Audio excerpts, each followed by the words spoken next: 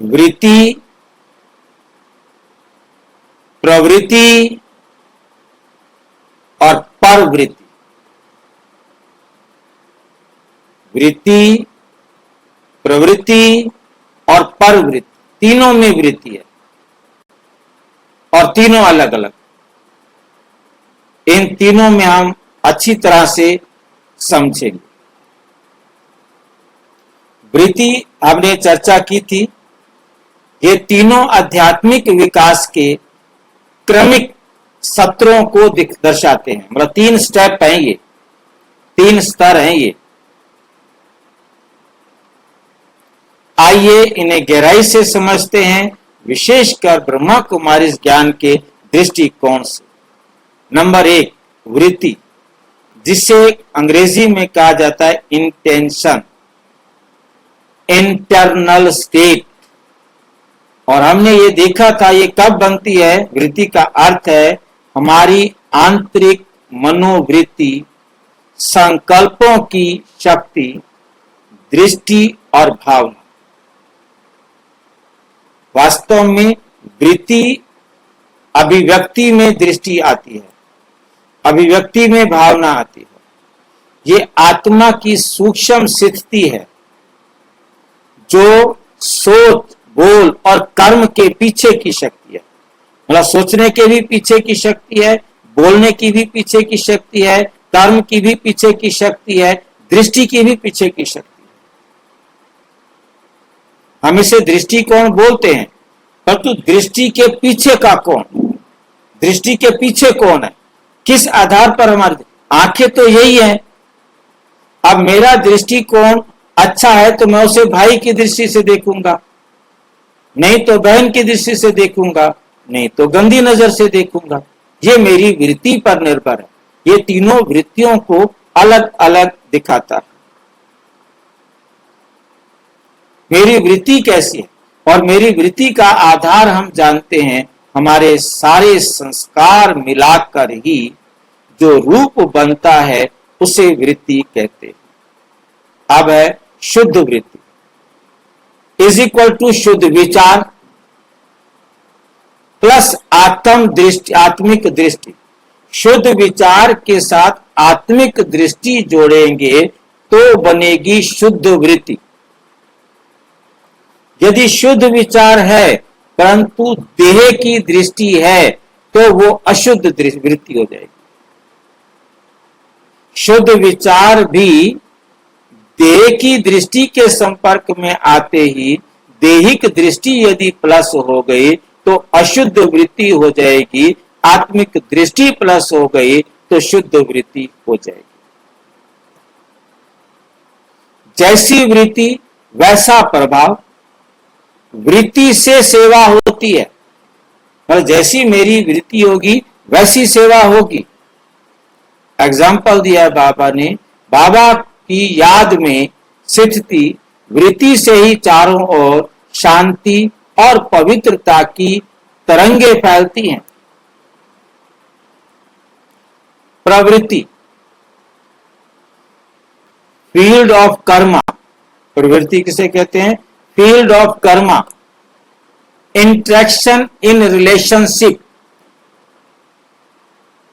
चाहे वो बोलकर हो, चाहे देख करके हो, चाहे कर्म से हो।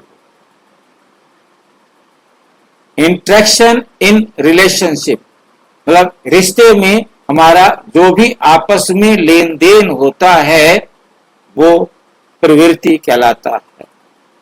प्रवृत्ति मतलब वे क्षेत्र या स्थिति जहां हम वृत्ति को व्यवहार में लाते हैं, जैसे परिवार, समाज, सेवा केंद्र, समाज केंद्र सब प्रवृत्ति क्षेत्र में आते हैं। मतलब हमारा सेंटर है, समाज है, सेवा है, परिवार है, ये सब प्रवृत्ति के क्षेत्र में आते हैं। मतलब प्रवृत्ति केवल परिवार नहीं है।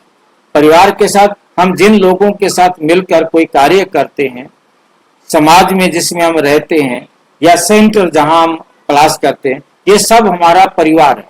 जैसे हम ये ऑनलाइन परिवार है, भले हम एक दूसरे की शक्ल को ना जानते हो, आप तो मेरी शक्ल को जानते हैं, नहीं, क्योंकि मैं जिनको देखता ही नहीं तो उनका मुझे क्या पता, कभी वो सामने खड़े भी होंगे तो पता नहीं। खैर उसकी जरूरत भी नहीं, हमें देख करके भी करना भी क्या है। मतलब कहने का मतलब फिर भी हम परिवार में, फिर भी हम भाषा से आवाज से समझ लेते हैं कि कौन बोल रहा है। नाम नहीं पता परंतु ये है कि हाँ ये आवाज वो है। तो इसी प्रकार से मतलब ये भी प्रवृत्ति है। ये एक फोन आया आज, बहुत दिनों के बाद उसने फोन किया, तो वो उसका नेचर है कि वो आज सीधा फोन करेगा और सीधा क्वेश्चन करेगा। मेरा क्वेश्चन है कि क्वेश्चन बोलेगा और आंसर लेते ही फोन कट करके छुट्टी। ये नहीं कि ना फालतू बात कर, कहीं तो ना इधर उधर की दो चार बातें ना लगाए, उनको आराम नहीं आता। तो वो कहीं भी होता है वर्ल्ड में, तो वो जहां भी होता है वो फोन करके अपनी बात पूछता रहता है। प्रश्न बड़े छोटे होते हैं, आंसर भी बड़े छोटे हैं, आंसर मिलते ही फोन कट कर देता है, बस हो गया। तो मतलब कहने का ये है, मैंने उसको पूछा कि आज आपने बहुत दिनों बाद फोन किया, और उसका जो क्वेश्चन था वो भी वही था। मतलब वो बोला ठीक है, मेरे को मिल गया, आंसर भी मिल गया। ठीक है कि नहीं? तो मतलब कहने का यह है कि वो भी परिवार है हमारा, जिसकी मैं आवाज नाम नहीं जानता, मैं उसका क्या नाम है, वो तो बहुत प्रश्न पूछता रहता है, तो उसकी भी आवाज मुझे पता है। तो मैंने देखा कि हाँ भी, तो मैंने पूछा उनसे। मतलब एक परिवार है हमारा, चाहे वो कहीं भी है, हमारा उसके साथ इंटरेक्शन है ना, इसलिए वो प्रवृत्ति है हमारी। जहां हम कर्म करते हैं, सेवा संबंध कर्तव्य आदि, जहां भी हम कर्म करते हैं, सेवा हो संबंध हो हमारा कर्तव्य आदि, ये सब प्रवृत्ति कहलाता है। एग्जाम्पल है, माँ बच्चे को खिला रही है, ये प्रवृत्ति है। पर यदि वृत्ति आत्मा की सेवा की है तो वो कर्म योगमय हो जाता है। ध्यान देना है इसको, इस यहाँ पर क्या समझाना चाहता है एग्जाम्पल में। माँ बच्चे को खिला रही है, ये प्रवृत्ति है। पर यदि वृत्ति अलग वृत्ति आत्मा की सेवा की है, किसी भी आत्मा की हम सेवा कर रहे हैं, आत्मिक रूहानी दृष्टि से उसके साथ डील कर रहे हैं, वृत्ति जो है ना, क्या हो गया, वृत्ति की सेवा की है तो वह कर्म योगमय हो जाता है, वह अकर्म बन जाता है। समझ गए बात? मतलब आपकी वृत्ति उसके साथ जो कुछ भी आप कर रहे हैं वो रूहानी दृष्टि से आप कर रहे हैं, रूहानी स्थिति में कर रहे हैं, आत्मिक स्मृति में कर रहे हैं, आत्मा के प्रति कर रहे हैं, वो कर्म योगमय हो जाता है। अब तीसरा है पर वृत्ति। पर वृत्ति, परे, वृत्ति से परे, इसको कैसे क्या दिया है अंग्रेजी में, बियॉन्ड ऑल अट्रैक्शन, हर आकर्षण से परे, कोई चीज का आकर्षण उसके पास है नहीं। Disinterest in body, consciousness full, conscious full. Body अलग है, कॉन्शियस पुल अलग है। डिसइंटरेस्ट इन बॉडी, बॉडी में कोई इंटरेस्ट नहीं।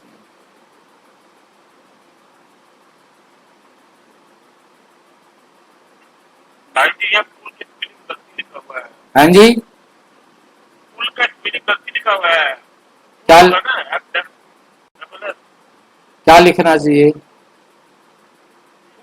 FULL। हाँ, पुल नहीं है, पुल है, पुल भाई जी, कॉन्शियस पुल। मतलब कॉन्शियस पुल का यहाँ पर अर्थ है कि किसी भी प्रकार का कोई भी चेतना कि कहीं भी खींची नहीं जा रही उसको। अच्छा, खींचने की बात हो रही है। हाँ,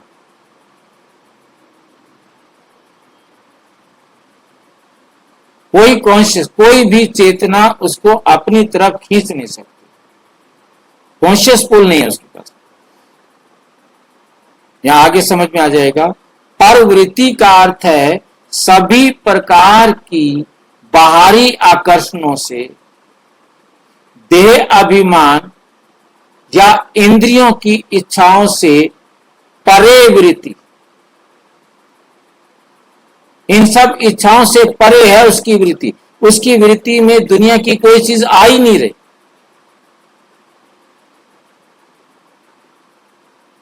कोई कॉन्शियस भी नहीं है, कॉन्शियस फुल नहीं है, किसी भी प्रकार का कोई भी चीज है ही नहीं।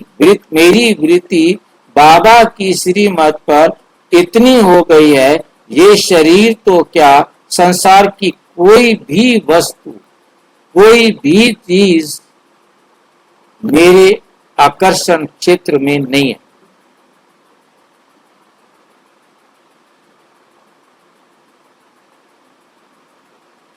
परे,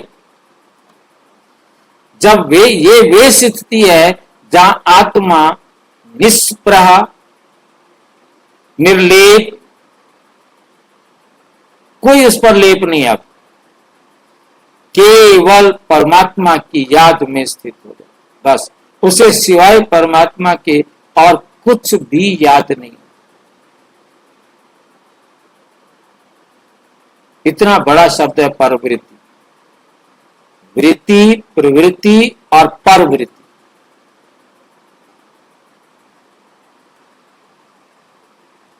परवृत्ति को बैगर भी कह सकते हैं। बैगर छोटा शब्द रह जाता है, वो प्रवृत्ति में आ प्रवृत्ति में रहेगा बैगर भी। तो परवृत्ति मतलब अब उसको कोई भी दुनिया की चीज का बैगर कहते हैं, पर तो बैगर बनना है, पर बैगर के बाद जो अवस्था आएगी वो है परवृत्ति।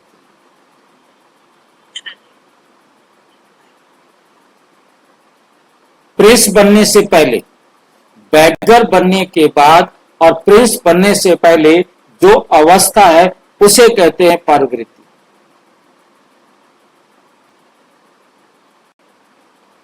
वो जंप लग गया है बैगर टू प्रिंस।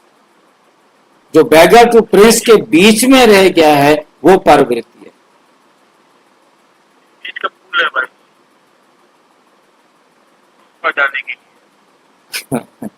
वो है परम धाम में रहने वाला। परवृत्ति माना परमात्मा के साथ, उसकी वृत्ति में परमात्मा के सिवाय और कोई है ही नहीं, कोई रहा ही नहीं। बैगर के बाद वो परवृत्ति में आ जाएगा। ये योग की पराकाष्ठा है, शब्द देखिए ना, ये योग की पराकाष्ठा है जहां आत्मा निश्चल, निर्विकारी परमात्म प्रेम में स्थित हो जाती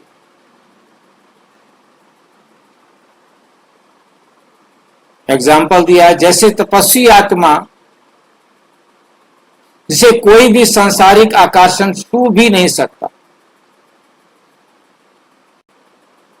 क्योंकि यहां हम यही देख सकते थे बैगर तक परवृत्ति की स्थिति है, तो ये परवृत्ति की स्थिति नहीं है, ये बैगर की स्थिति है। इसके बाद जो बनती है वो परवृत्ति की स्थिति बनती है। तीनों का सुंदर संबंध, तीनों का सुंदर संबंध समझना है। जैसे पेड़ का समझा था ना, ऐसे इसका क्रम, अर्थ और विशेषता, तीन चीजें देखेंगे हर एक की। पहले है वृत्ति। वृत्ति का जो अर्थ है आंतरिक दृष्टिकोण, सोच और भावना की शुद्धता। विशेषता क्या है उसकी?